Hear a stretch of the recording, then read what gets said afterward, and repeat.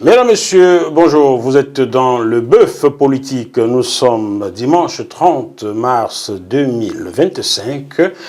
Et celui que nous recevons est quelqu'un que vous avez eu l'habitude de voir sur ce plateau. Il était là il y a 11 mois, fustigeait le tribalisme administratif au Cameroun. Ces derniers temps, il se fend en déclaration que certains qualifient de tapageux, que d'autres qualifient de sages. Est-ce que notre invité, le plus biaïste que lui sur la terre, on meurt, vous avez compris, c'est le professeur Charlemagne Pascal Mesanga-Yamding, qui est notre invité une fois de plus. Bonjour professeur. Bonjour Jackie Moifo et bonjour à tous vos téléspectateurs. Et merci. Surtout, je vous remercie pour cette énième invitation. Ah, bah, vous aimez tout ce qui est énième chez vous. Hein? Il y aura bientôt une énième candidature de votre champion, mais on arrivera là-dessus. Alors, oui. Je vais quand même vérifier votre ADN, étant donné qu'on peut encore se serrer les mains. Donc, bien entendu. Bien entendu, voilà. C'est un plaisir. Voilà, plaisir très partagé. C'est un honneur, un plaisir. Et avec tout ce que j'ai comme charge et obligation, vous savez, actuellement, je suis un globe-trotteur. J'ai des enseignements ici que je viens faire parfois semestriellement. J'ai des conférences, j'en ai eu à Zurich, à Bâle. D'ailleurs, d'entrée de jeu, j'ai ramené des petites, on appelle ça des chocolats suisses. C'est que vous êtes un amateur de chocolat suisse. Vous m'avez apporté des chocolats suisses? Toujours, oui, c'est pas la première fois. C'est pas la première fois.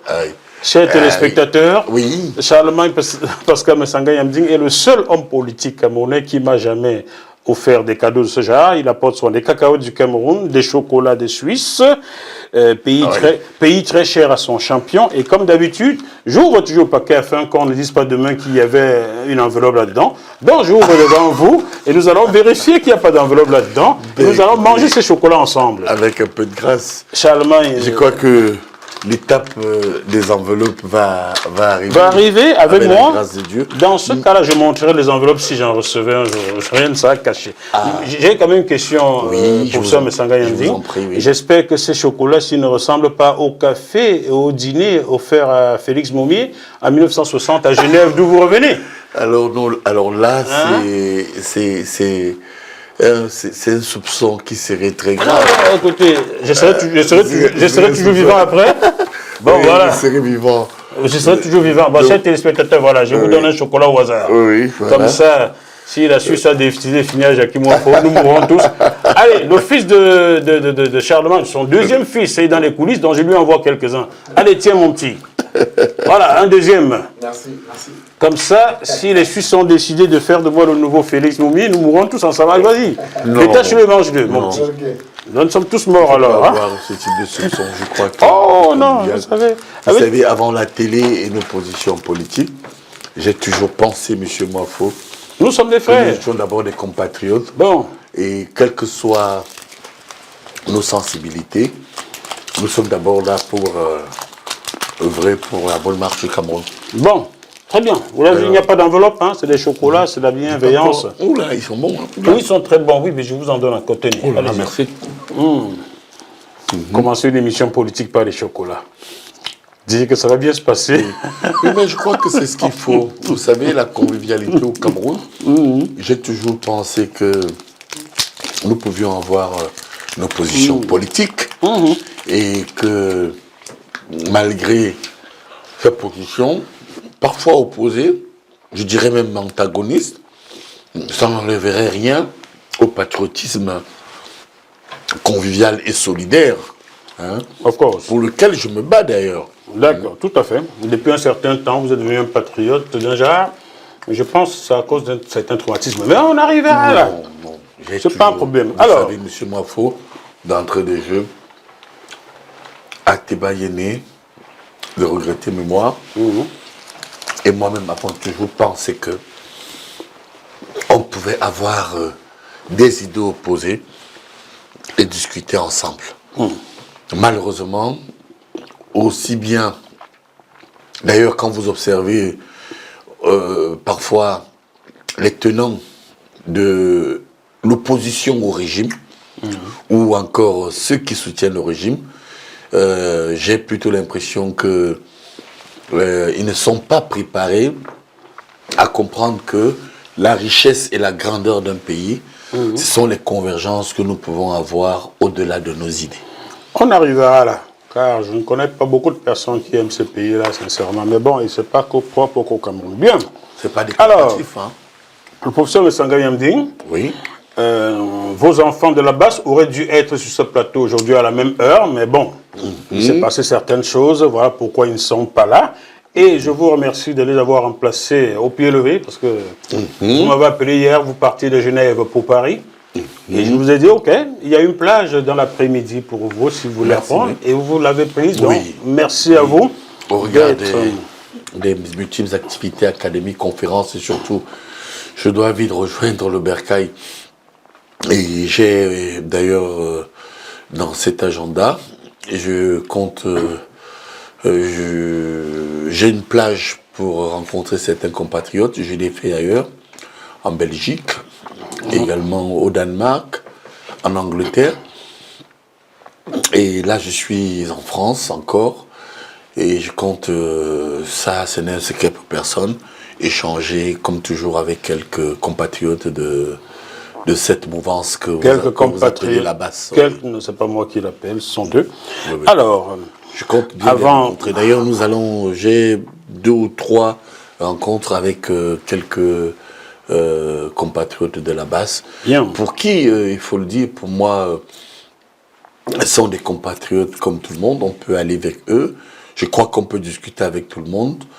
Et c'est ça qui peut apaiser, comme on l'a vu. Il y a un chapitre qui est consacré à la basse. Tout à fait. C'est difficile d'interviewer le professeur Charles Sangandi. Ça défile dans sa tête comme le défilé du 20 mai au Cameroun. Oui. Avec ce que cela vaut et une voiture présidentielle qui tombe en panne par manque d'essence. Vous êtes particulier. Ce pays est formidable. C'est ce qui fait votre charme aussi, monsieur Moifo, voyez-vous. Charles Sangayamding. Oui, monsieur Moifo. Cette émission, je ne vais pas la commencer sans rendre hommage à votre maman, qui nous a quittés il y a 3 mois et demi par là. C'est ça, un moment, oui. Et vous aurez dû être sur ce plateau, mais quelques jours avant, elle a décidé. Elle a été rappelée, elle est partie. Ça fait 4 jours. Exactement avant. Voilà, donc... Je me rappelle, nous avons échangé un 21 novembre. Tout à fait. Il était question que je sois là le 28. Malheureusement, elle est partie le 26. Elle est partie avant. Suite d'une crise cardiaque. Ça a été très dur. Vous savez, cette brave femme qui a servi à son niveau le Cameroun. Elle a servi l'État, le parti, le RDPC. Et malheureusement, c'est la voix de Dieu. Donc, paix à son âme, paix à l'âme de maman. Je vous remercie infiniment. Je vous en prie. Je suis très touché par cette attention, cette compassion vive que vous accordez à cette femme qui a beaucoup influencé ma vie politique et même ma formation académique. Ainsi va la vie. Et à ton âme, maman. Bien. Merci beaucoup. Nous allons balayer l'actualité mondiale. Et cette actualité, aujourd'hui, est focalisée, malheureusement pour certains, heureusement pour d'autres, est focalisée sur la guerre en Ukraine. Ukraine, Russie, États-Unis. Quel impact cette crise a sur l'Afrique pour vous? Mais je crois que les Africains ont la mémoire courte et n'ont pas toujours su saisir les opportunités des tribulations internationales pour se repositionner. Quand vous savez qu'il y a eu l'esclavage, qui a duré 4 siècles, il y a eu la colonisation qui a duré pratiquement 4 siècles, il y a le néocolonialisme avec toutes les intransigences internes et externes dont notre continent est victime. Je voudrais ici vous dire que l'Ukraine se joue en Afrique. Comment ça? Pour 2 raisons. Lors de la guerre froide, il y a eu ce qu'on a appelé l'équilibre de la terreur.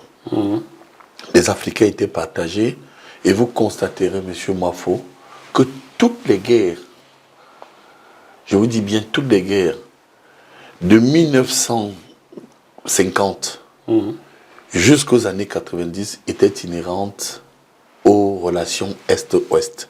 C'est-à-dire que quand vous prenez en guise d'illustration l'Afrique australe. Les pays de l'Afrique australe qu'on appelait aussi les pays de la ligne de front. C'est-à-dire le Zimbabwe, la Namibie, l'Angola, etc. La RDC. La RDC. Vous verrez que lorsque la guérilla était pro-socialiste, c'est-à-dire proche de l'ex-Union des républiques socialistes soviétiques, oui. Le pouvoir était pro-capitaliste, c'est-à-dire pro-occidental. Et lorsque le pouvoir était pro-occidental, comme on l'a vu en Afrique du Sud raciste, vous allez voir que la guérilla, l'ANC, était pro-socialiste.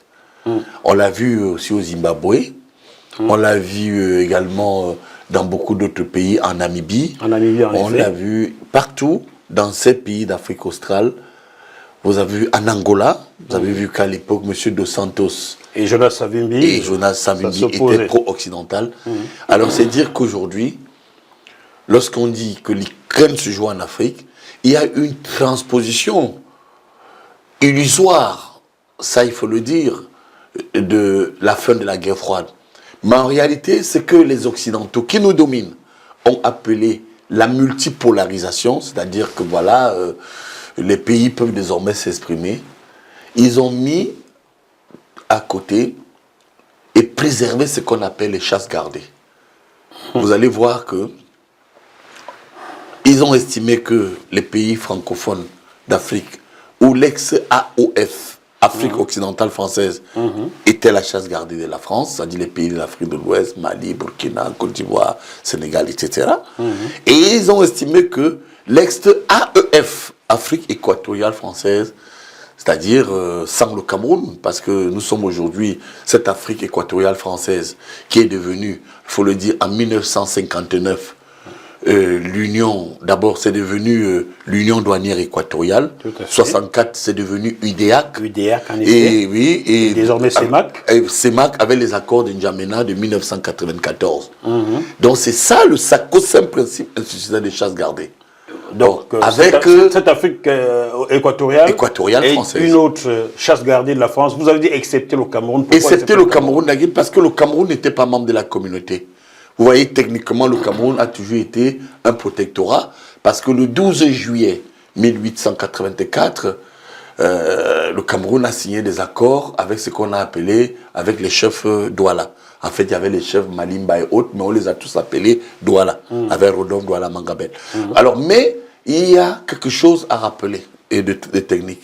Lorsqu'il y a eu la conférence de Berlin, voyez-vous, M. Moafou, qui a duré de novembre 1884 à février 1885, il faut le dire aux Africains, l'Allemagne a dit, vous ne partagez pas le Cameroun, c'est un territoire sous protection allemande.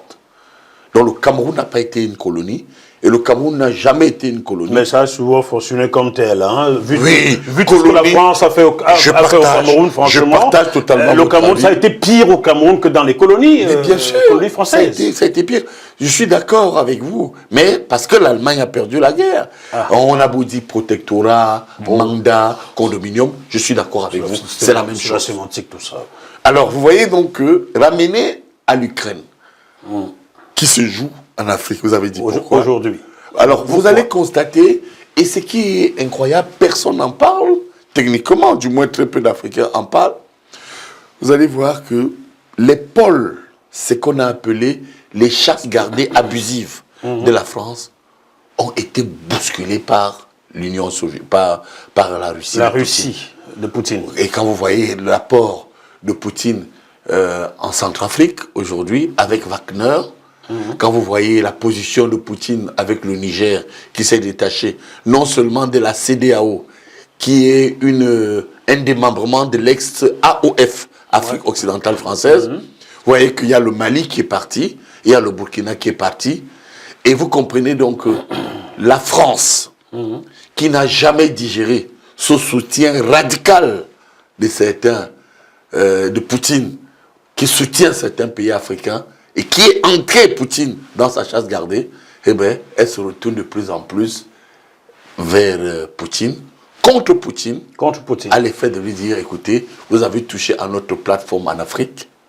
nous, ici, nous allons également toucher à votre plateforme en Europe.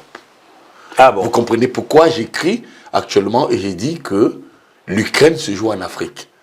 Parce qu'il y a une démobilisation au point où le mythe des chasses gardées est en train de disparaître. La France a-t-elle vraiment ses moyens là pour s'attaquer? La France ou l'Union européenne, hein, ou bien les deux, ont-elles vraiment les moyens de s'attaquer à la Russie, de vaincre la Russie dans une guerre? Bien, j'ai inauguré un séminaire qui était encadré par l'ORFA. Vous savez, je coordonne une association, c'est-à-dire l'Observatoire franco-africain de la coopération, qui est totalement autonome, mais qui est un instrument de renégociation des nouvelles stratégies capables de ramener la France et l'Afrique à discuter, mais sur des vraies valeurs. Sur des vraies valeurs. Bon, alors, nous sommes Au partis... moment où la France pond des rapports insultants sur le génocide Bamileke et Bassa, vous pensez que la France va vraiment rediscuter avec un pays africain un jour d'égal à égal? Mais il faut mettre tout ça sur la table. D'ailleurs, ce que vous dites, regardez le dernier rapport qui était dirigé par...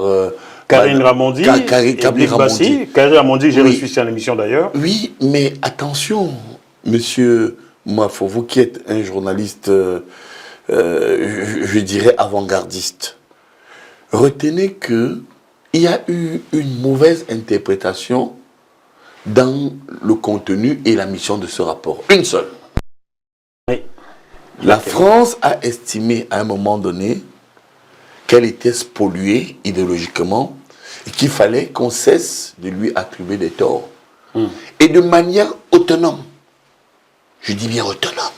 Malheureusement, ce n'est pas ce qu'on dit. Vous savez, malheureusement, les Africains ne lisent pas beaucoup, ils ne font pas beaucoup de recherches, mais ils ne veulent pas comprendre qu'il ne s'agit pas d'un rapport colonial imposé aux Africains par la France. C'est la France qui dit, par la voix de M. Macron, je commande, moi, Français, un rapport à l'effet de voir et d'évaluer la responsabilité de la France au Cameroun. D'accord. Ils l'ont fait, rappelez-vous, à Madagascar, avec ce qu'il y a eu comme les crimes de 47. Lorsqu'il y a eu une frange de soldats français qui sont allés massacrer les Malgaches, ils ont reconnu le crime. Ils l'ont fait sur, rappelez-vous... sur l'Algérie. Oui, sur l'Algérie. Ah, même si. Et ils l'ont aussi fait avec ce qu'on appelait les massacres du Tcheroy. Les Tcharoy. Avec les Sénégalais. Mais ce sont des rapports. Bien, alors, mais ce qui est important à comprendre, mais c'est la France qui dit « je décide ». Bien. Hein? Bien. Bon, alors, regardez, et je termine là-dessus. S'il vous plaît. Les Camerounais peuvent faire pareil.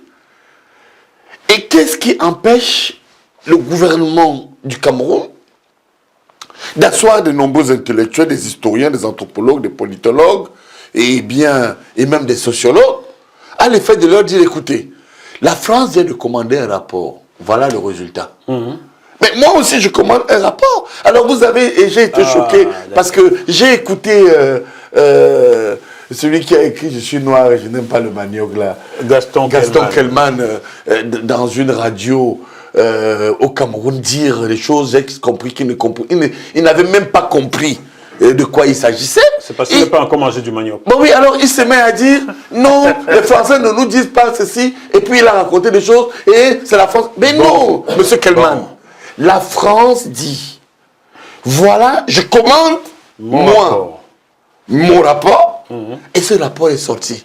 Bien. Malheureusement, monsieur Mafo, quand vous voyez le contenu de ce rapport, où la France a impliqué les Camerounais, et elle a choisi ses historiens, parmi lesquels Jean Koufane, qui est un excellent historien et toute une équipe, eh bien, la sentence est noire pour le Cameroun. Si, dans ce rapport, que moi, je me suis imbibé pleinement de ce rapport, qui fait à peu près 1023 pages, je peux dire à ceux qui ne l'ont pas lu que ce rapport commandé par la France, où on a impliqué les Camerounais, ressort deux choses importantes. Un, revalorise l'UPC, parce que les Camerounais qui ne l'ont pas lu, mais c'est un hommage total à l'UPC et à la lutte armée menée par les UPCistes. Mais ils le disent.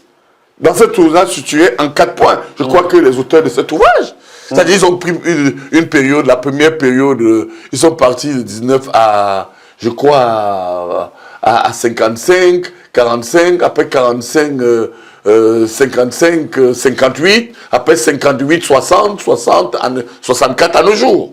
Donc je pense que il rend hommage au combat mené par l'UPC. Bien. Bien. Dernier point et deuxième point, j'ai dit qu'il y en avait deux dans ce rapport. Et c'est là où malheureusement, ce rapport, malheureusement, il montre avec l'accord des historiens camerounais qui étaient, si je vous raconte des histoires, ces historiens peuvent le démentir, malheureusement, il ressort de ce rapport que les Camerounais ont beaucoup plus massacré leurs compatriotes après le départ de la France que les Français. D'accord. On peut le dire, c'est discutable. J'aimerais bien recevoir Karine Ramondi, qui ne répond plus au téléphone. Pourtant, j'ai son téléphone personnel. Elle a été en émission ici avec son livre, son président livre sur le massacre des leaders africains. Mais Karine Ramondi ne répond plus. Chère Madame Ramondi, répondez-moi. J'ai des questions à vous poser sur vos travaux. C'est logique, il ne faut pas répondre qu'à France 24. Moi, je peux vous accompagner. Qui est orienté. Donc, je peux vous accompagner dans votre posture de journaliste en vous donnant, j'ai d'ailleurs eu son autorisation, le numéro de téléphone de l'un des historiens camerounais présents. Il a été chef de département d'histoire au Cameroun, le professeur Jean Koufane. Je vais vous donner son numéro. Très bien. Je crois qu'il nous écoute. Et en échange ici, il pourra vous donner des informations sur le contenu. Très bien, on le fera donc. Vous avez posé une question et je vais rebondir là-dessus, mais après je passerai vite à autre chose car c'est long ce que nous avons fait. Vous avez demandé qu'est-ce qui empêche le gouvernement camerounais de commander son rapport. Son rapport sur la vérité de l'histoire. Vous avez totalement raison. Le jour où ce gouvernement camerounais donnera de l'eau potable à toute la population, peut-être il pourrait commander un rapport. Et ce jour-là, je pense qu'il faudrait attendre que le coq ait les dents. Pour que chaque Camerounais ait de l'eau potable. C'est important parce qu'il faut sortir des commentaires des autres. La France prend des initiatives. Elle dit, je veux établir la responsabilité des Français. Les téléspectateurs vous ont compris. Voilà. Hein? Malheureusement, les Camerounais se mettent à faire des commentaires les gouvernants camerounais, je ne sais pas s'il y a quelqu'un là-dedans qui pense à cela. Vous savez, ça n'a touché que des Bamileke et des Bassa, donc ça ne les intéresse pas ceux qui exigent au Cameroun. Je prends sur moi ce que j'ai dit et je peux le démontrer également. Alors, professeur Msangaya Mding, on va recentrer. Le titre de cette partie sera « L'Ukraine se joue en Afrique ». C'est même mon ouvrage. Oui, je suis en train de finaliser l'ouvrage. Très bien. J'écris un ouvrage intitulé « L'Ukraine se joue en Afrique ». Alors aujourd'hui, avec l'inflation en Afrique, on entend tout le monde crier « Oh, le prix du pain a augmenté, le poids a baissé parce que l'Ukraine, parce que l'Ukraine, parce que l'Ukraine ». On sait pourtant qu'un pays comme le vôtre, le Cameroun, possède des tubercules capables d'être transformés pour fabriquer du pain.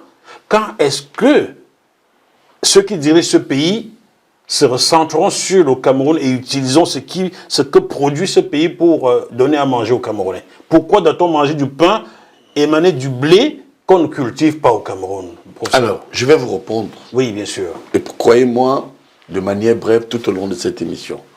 C'est parce qu'il manque aux Camerounais trois choses. Un, des entrepreneurs politiques. On a des hommes politiques, mais ce dont on a besoin, ce sont des entrepreneurs politiques qui peuvent comprendre l'intérêt de l'industrialisation. Deux, c'est que nous n'avons pas de politique d'industrialisation. Ah. D'accord. Et comme en 42 ans, sur le plan économique, il faut le dire. D'accord, c'est bien. Et puis trois, il faut aussi dire que lorsqu'on parle de nos hommes d'affaires, pour la plupart, avec la complicité de ce que moi j'appelle nos agents de la gouvernance, appelons-les ici. C'est-à-dire des agents, ces gens qui négocient les positions où, moi aujourd'hui, président de la République, je peux faire de vous un milliardaire. Ouais. Alors ces agents n'ont pas, malheureusement, compris l'intérêt d'une très grande agriculture poussée au Cameroun. Et du coup, ils n'ont pas fabriqué des hommes d'affaires, mais ils ont fabriqué ceux qui achètent et qui revendent, que dans notre jargon sociologique local, on appelle les Bayam Salam. En effet. En fait, c'est ce que nous avons. En effet, oui. En effet. Et malheureusement, si les transgressions je dirais même les translations stratégiques qui conditionnent l'existence des hommes politiques. C'est-à-dire un homme politique, c'est une vision. Eh bien, vous aurez toujours des discours, on viendra vous dire, parce qu'il y a eu crise en Ukraine, parce que le blé n'est pas arrivé, parce que le pétrole n'a pas été raffiné alors que nous avons le pétrole. Eh bien, on va toujours donner l'impression comme motif, en fait, de faillite de l'État. Comme quoi l'Ukraine se joue décidément en Afrique. Que l'Ukraine se joue chez nous. Du gros n'importe quoi, Ah oui, vous ne trouvez pas? et c'est pas correct, je suis d'accord avec vous. Oui, manger du macabo, manger des ignames, manger des patates, transformer en farine, fabriquer votre pain avec si vous voulez, prenez du maïs. Ici en France, j'étais à Rennes, Oui. pardon, il y a 2 ans, voir une amie gabonaise qui y vit, on a acheté du pain fait à base de farine de maïs, Bien mon sûr. Dieu. Ça Pourquoi existait. vous ne faites pas ça au Cameroun? Ça existait même au niveau des médicaments, les vaccins, etc. Regardez quand on a eu la crise du Covid. Combien de Camerounais savent que nous avons utilisé localement le ngolbotara pour ne pas contaminer au moment où on a reçu des milliards pour encadrer nos compatriotes. Je vous assure, monsieur Moafo, s'il n'y avait pas un goût de betara et quelques produits, quelques écorces de chez nous, les gens seraient morts. Parce que les 180 milliards sont arrivés, mais les populations... On va en parler, n'ont pas on a un bénéficié. chapitre là-dessus. C'est ça. On a parlé des hommes d'affaires camerounais. Il y a un qui est que jeune. nous avons appelé Bayam Salo. Il y a un qui est jeune, la quarantaine, Fabrice Siaka. Ça vous dit quelque chose? Oui. Vous le connaissez? Oui, mais écoutez, le père même déjà était connu. Donc, Fabrice Siaka, Oui. je ne sais pas si c'est le fils d'André Siaka ou pas. Ah, je pense qu'on m'a dit que c'était un neveu ou un parent quand Un même. neveu. Il y a M. Donc, Siaka, qui est d'ailleurs Siaka, qui est même l'un des pères fondateurs du JICAM. Oui, Donc, que Fabrice, je connais, que j'ai très rencontré bien. en 2008 C'est cela, oui. dans son bureau à Douala. C'est cela. Alors, vous direz, et j'espère que ce Fabrice Siaka suivra ce programme, vous lui direz qu'il a tout mon soutien dans cette affaire qu'il a opposée à un Suisse. Suisse qui m'a appelé à Genève voulant que je fasse un sujet pour torpiller Fabrice Siaka. Je ne l'ai pas fait. Voilà, parce que il peut accuser Siaka de ce qu'il veut. Si Siaka investit dans son pays et emploie ses frères, c'est qu'il a bien fait. Voilà, je l'ai dit aujourd'hui à mon Dieu Vision. Peut-être quelqu'un qu'on comprendra. Si Fabrice Siaka l'entend, c'est bien. Bien, revenons sur l'actualité internationale. Vous êtes toujours dans le bœuf politique, chers téléspectateurs. On revient sur l'actualité internationale et surtout une qui nous intéresse et qui intéresse le monde entier en ce moment. C'est le retour de Donald Trump. Alors, ce retour de Donald Trump, comment pourrait-il impacter le continent noir, professeur Msangayandi? Oui, il faut dire que M. Donald Trump nous parle pour 2 raisons. Une fois de plus. D'abord, la première, c'est que vous pouvez, lorsque vous avez une ambition pour votre pays, et que le peuple est imbibé de votre ambition, rien ne peut arrêter votre ascension. Quand je dis que Donald Trump nous parle, vous savez que le destin des hommes politiques africains et des peuples africains dépend le plus souvent de ceux qui gouvernent, ceux qui sont aux affaires. C'est-à-dire ceux qui occupent les fonctions de pouvoir et de décision. C'est-à-dire que vous, on peut vous fabriquer comme on peut vous détruire. Bon, avec Donald Trump qui arrive, il a apporté la preuve que de l'autre côté des Amériques, lorsque vous misez sur le choix populaire, rien ne peut vous arrêter. Parce que tout le monde l'avait déjà enterré, mais Donald Trump. Et puis deuxièmement, au niveau global, Trump est un président également qui nous parle parce qu'il a brisé les tabous à un moment donné. Et il a su apporter la preuve que l'établissement, c'est-à-dire les oligarques qui tenaient jusqu'à un moment donné les États-Unis, l'Amérique profonde, ne privilégiaient pas ce que les peuples africains aussi attendent. Parce que lorsque vous voyez le combat des nationalistes africains, qu'ils soient angolais, qu'ils soient upécistes, qu'ils soient même oufouettistes, comme ce fut le cas à une époque. Oui, non, en fait, quand je vais dire, il y a eu deux Oufouettes. Hein. Il y a eu Oufouette du grand RDA qui croyait qu'on pouvait libérer l'Afrique, et puis il y a Oufouette inféodé de la France-Afrique. De la France-Afrique. Bien, alors, à partir de là, pour rester chez Donald Trump, quand j'ai dit qu'il nous parle, eh bien, nous comprenons effectivement que Donald Trump, c'est de la résilience. C'est un homme courageux et qui apporte la preuve que, à travers un bon leader, quelles que soient les menaces et quel que soit ce qu'on peut subir, on peut prendre son destin en main. Très bien, mais ça c'est bien pour lui et pour son pays. Maintenant, ce retour, j'entends, je suis les lives de Congolais qui ne jugent que par Donald Trump désormais. Tout à fait, oui.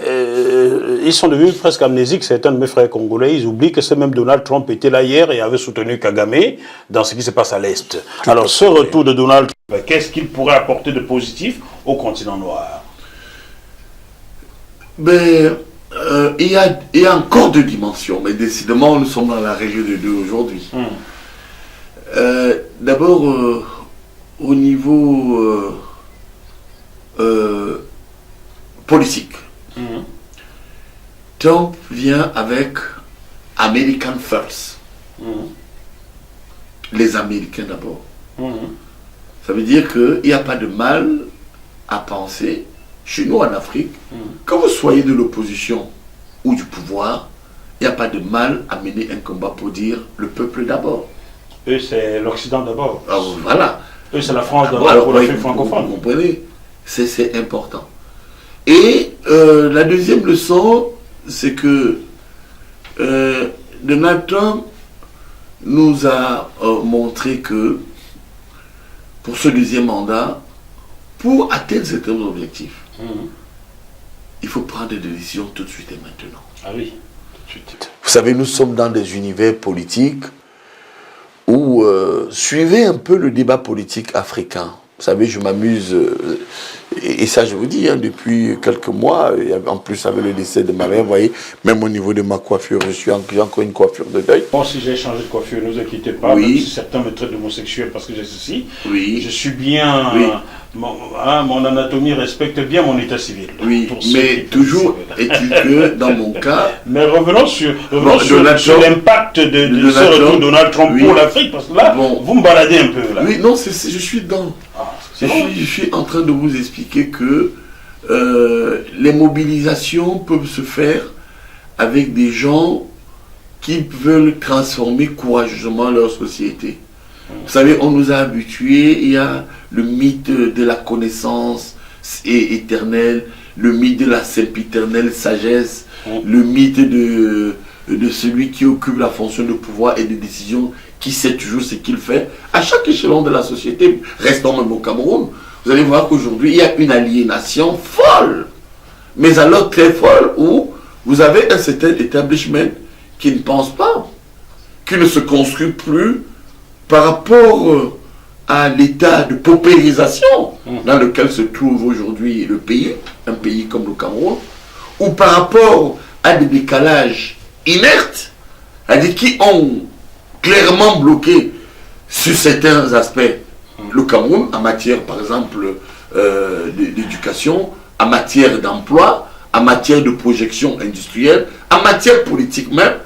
Alors vous voyez qu'il y a toujours des clans, des coquins, des copains qui font toujours des projections pour les autres, au point où en réalité Donald Trump pour moi apporte la preuve que l'Afrique peut, si nous avons des hommes courageux qui mobilisent sur des questions données. Surtout que nous sommes en état de ça il faut le dire, il y a une déconfiture, il y a une décrépitude sociale.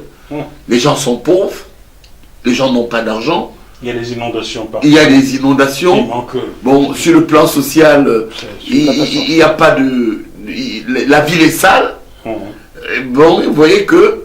Et vous voyez que nous sommes aujourd'hui Et ça, il faut le dire, parce que vous regardez, j'ai parlé des entrepreneurs politiques, tout est décousu par rapport au fonctionnement de l'État, mais certains vous posent toujours des problèmes en termes de réflexion prospective, en disant que on est sûr que ça peut encore changer, mais avec qui? Avec le même. Et comment? Et bon, alors vous vous retrouvez dans une situation Jésus viendra changer. où en réalité les Camerounais sont tétanisés parce que en réalité, et ça je vais vous dire la vérité, vous voulez que je vous parle franchement? Dites-le-moi. Ils sont très corrompus aujourd'hui. Ah, malheureusement. Il y a ce qu'on appelle la corruption blanche et la corruption noire. Et ça c'était le deuxième point, parce que dans la corruption blanche, c'est à visage découvert. C'est-à-dire que le 1000 francs contre le policier en route, aux impôts qui passent, prendre prélevé. Mais au-delà de ce que vous dites qui est vrai, si vous adhérez, vous vénérez un roi Teller, on vous donne un poste. Vous vénérez un roi Teller, on vous donne un marché public. Vous vénérez. Donc il y a une construction clanique. Et puis la corruption noire, c'est ce qui se passe dans le noir. On était sur Donald Trump, vous m'amenez au Cameroun. Bon, on va me demander qu'est-ce qu'on peut tirer. Des gens qui prennent des initiatives à l'effet d'expliquer qu'on peut par exemple lutter, et c'était mon deuxième point, contre la corruption noire. C'est-à-dire celle qui, sous table, on voit bien que c'est les mêmes personnes qui sont positionnées partout, alors que d'autres sont conditionnées. C'est les mêmes personnes qui sont traquées. On viendra par exemple vous dire que non, tout va bien, parce que, par exemple, les fonctionnaires sont encore payés. Ou tout va bien, parce que, d'ailleurs, c'était un autre discours.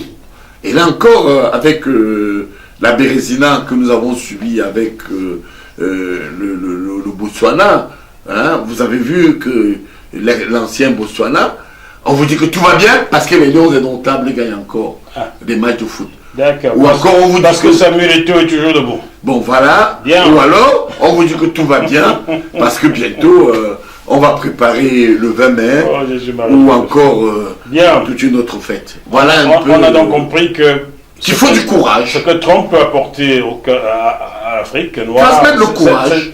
Le courage, voilà. Le courage. S'inspirer de son courage en espérant que lorsque certains auront l'intention, je dis bien l'intention de manifester, ils ne se retrouveront pas en prison pour 7 ans. Je referme ça très vite.